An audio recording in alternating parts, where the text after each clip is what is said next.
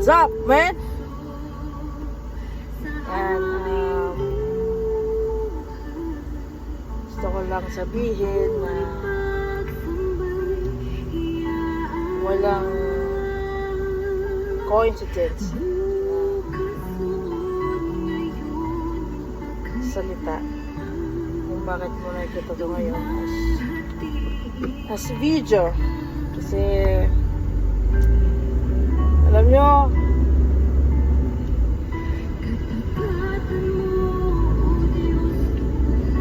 sobrang pagmamahal sa atin ni God na ibinigay niya yung buktong anak niya sa atin, para sa atin, para magtubos ng kasalanan.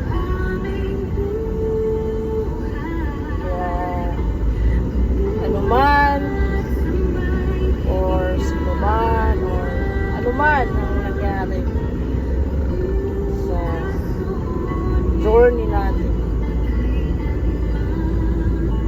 God's will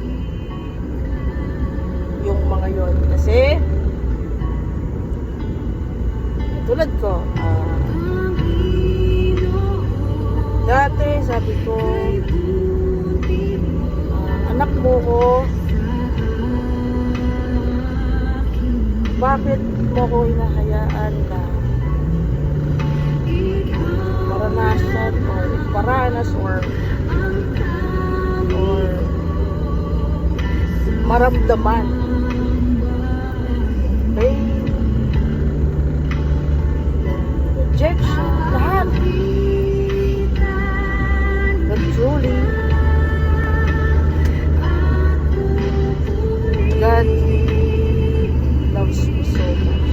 Kasi pala, yung pain pala na yun may purpose.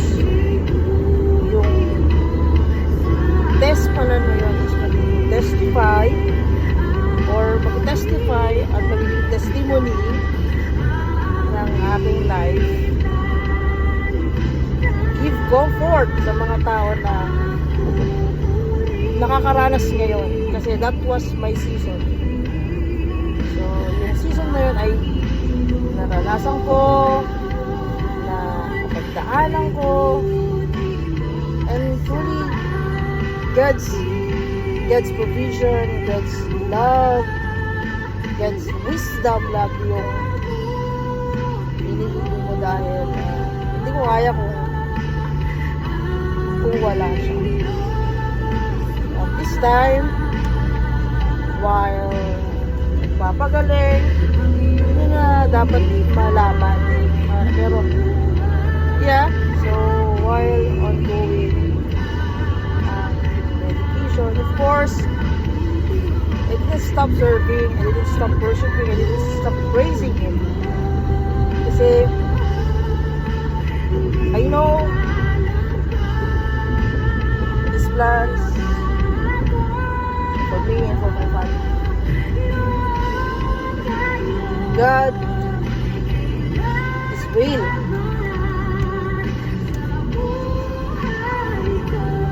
And to connect to this month of December, kasi Christmas, this is the reason why we celebrate Christmas. Not about the gifts, the celebrations, the holidays, but the true essence of Christmas is God is with us. Kahit hindi Christmas, but the time na you've been suffering or you're full of joy, live in glory. Diba? So, I'm just sharing my thoughts as time goes by.